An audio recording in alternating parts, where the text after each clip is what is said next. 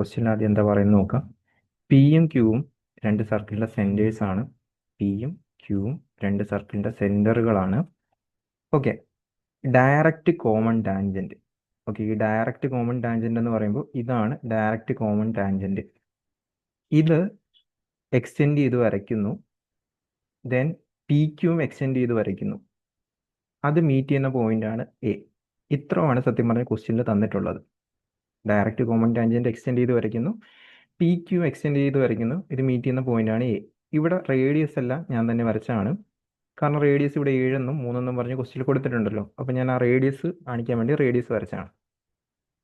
ഇനിയിപ്പോൾ നമ്മൾക്ക് ചോദിച്ചിരിക്കുന്നത് എ എന്ന് പറയുന്ന പോയിന്റ് പി ക്യൂവിനെ ഡിവൈഡ് ചെയ്തിരിക്കുന്ന റേഷ്യോ ആണ് ചോദിച്ചിരിക്കുന്നത്. അപ്പോൾ എ എന്ന് പറയുന്ന പോയിന്റ് പി ക്യൂവിന് വെളിയിൽ കിടക്കുന്നത് കൊണ്ട് തന്നെ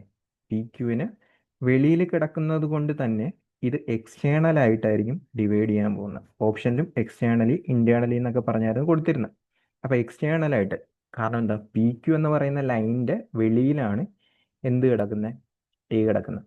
ഇനിയിപ്പോൾ സത്യം പറഞ്ഞാൽ നമുക്ക് കണ്ടുപിടിക്കേണ്ടത് P A to Q A ആണ് കണ്ടുപിടിക്കേണ്ടത്. ഈ ഒരു റേഷ്യോ ആണ് കണ്ടുപിടിക്കേണ്ടത്, എക്സ്റ്റേണൽ ആയതുകൊണ്ട് തന്നെ. ഓക്കെ, ഇനി അതെങ്ങനെ കണ്ടുപിടിക്കുമെന്ന് നോക്കാം. അപ്പം ഞാനാണെങ്കിൽ ഈ റേഡിയസ് വരച്ചല്ലോ. അപ്പോൾ ഇത് 90 ഡിഗ്രി ആയിരിക്കും, ഇത് 90 ഡിഗ്രി ആയിരിക്കും. കാരണം സർക്കിള് ടാൻജൻറ്റുമായിട്ട് മേക്ക് ചെയ്യുന്ന ആംഗിൾ 90 ഡിഗ്രി ആയിരിക്കും. ഇനിയിപ്പോൾ ഞാൻ ഈ രണ്ട് ട്രയാങ്കിൾ എടുക്കുന്നത് നിങ്ങൾ ശ്രദ്ധിച്ചോ? നിങ്ങളൊന്ന് ശ്രദ്ധിച്ചോ? ഒന്നാമത്തെ ട്രയാങ്കിൾ ഇതാ, ഈ ഒരു വലിയ ട്രയാങ്കിൾ.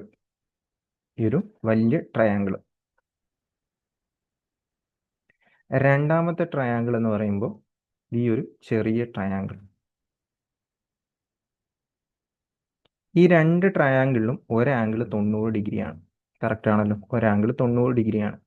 രണ്ട് ട്രയാങ്കിളിലും കോമൺ ഉള്ള ആംഗിളാണ് ഈ കിടക്കുന്നത്. സോ മൂന്നാമത്തെ ആംഗിൾ രണ്ടിടത്തും സെയിം ആയിരിക്കും. രണ്ട് ആംഗിൾ സെയിം ആണെങ്കിൽ മൂന്നാമത്തെ ആംഗിൾ സെയിം ആയിരിക്കും. അങ്ങനെയാണെങ്കിൽ ഈ രണ്ട് ട്രയാങ്കിളും സിമിലർ ആണെന്ന് പറയാം. സോ സിമിലർ ആയതുകൊണ്ട് തന്നെ നമുക്ക് എന്ത് ചെയ്യാം, ഇതിൻ്റെ സൈഡിൻ്റെ റേഷ്യോ കണ്ടുപിടിക്കാം. ഈ രണ്ട് ട്രയാങ്കിളും ഫോളോ ചെയ്യുന്ന സൈഡിൻ്റെ റേഷ്യോ ഈക്വൽ ആയിരിക്കും. ഓക്കെ, ഞാൻ വേണമെങ്കിൽ അത് മനസ്സിലാക്കാൻ വേണ്ടി പേര് കൊടുക്കാം. എ ബി സി എന്ന് പറഞ്ഞ് പേര് കൊടുക്കാം. സോ ഇവിടെ ആദ്യത്തെ ട്രയാങ്കിളിൽ, ചെറിയ ട്രയാങ്കിളിൽ ഈ കോമൺ ആയിട്ടുള്ള ആംഗിളിന് ഓപ്പോസിറ്റ് കിടക്കുന്നത് ബി ക്യൂ ആണ്. വലിയ ട്രയാങ്കിളിൽ അതാണെങ്കിൽ സി പി ആണ്. ചെറിയ ട്രയാങ്കിളിൽ 90-ന് ഓപ്പോസിറ്റ് കിടക്കുന്നത് എ ക്യൂ ആണ്.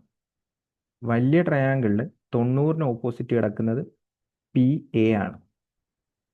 ചെറിയ ട്രയാങ്കിളിൽ മൂന്നാമത്തെ ആംഗിൾ ഓപ്പോസിറ്റ് കിടക്കുന്ന എ ബി ആണ്. വലിയ ട്രയാങ്കിളിൽ മൂന്നാമത്തെ ആംഗിൾ ഓപ്പോസിറ്റ് കിടക്കുന്ന എ സി ആണ്. ഓക്കെ, നമുക്ക് കണ്ടുപിടിക്കേണ്ട P A by Q A, അതായത് ഇത് കണ്ടുപിടിച്ചാൽ മതി. അവിടെ ഞാൻ ക്യു എ എന്ന് പറഞ്ഞ് എഴുതിയിരിക്കുന്നത് രണ്ടും സെയിം ആണല്ലോ. എ ക്യൂവും ക്യു എന്ന് പറയുമ്പോൾ സെയിം ആണ്. ഓക്കെ, അപ്പോൾ ഇതിൻ്റെ വാല്യൂ നമുക്കറിയാം. എങ്ങനെ അറിയാം? ബി ക്യു സി എ നമുക്കറിയാം. ബി ക്യു എന്ന് പറയുന്നത് എത്ര? 3. സി പി എന്ന് പറയുന്നത് എത്ര? 7. കാരണം റേഡിയസ് തന്നിട്ടുണ്ടല്ലോ. ആക്ച്വലി ഇത് Q A by P A ആണ്. നമുക്ക് കണ്ടുപിടിക്കേണ്ടത് P A by Q A ആണ്. That means 7/3. അപ്പോൾ ഈ പറയുന്ന എ എന്ന് പറയുന്ന പോയിന്റ് എക്സ്റ്റേണൽ ആയിട്ട് 7:3 എന്ന റേഷ്യോയിലായിരിക്കും ഈ പറയുന്ന പി ക്യുവിനെ കട്ട് ചെയ്യുന്നത്. ഈ ഒരു ഓപ്ഷൻ ആയിരുന്നു നിങ്ങളുടെ ക്വസ്റ്റ്യനകത്ത് ഉണ്ടായിരുന്നത്.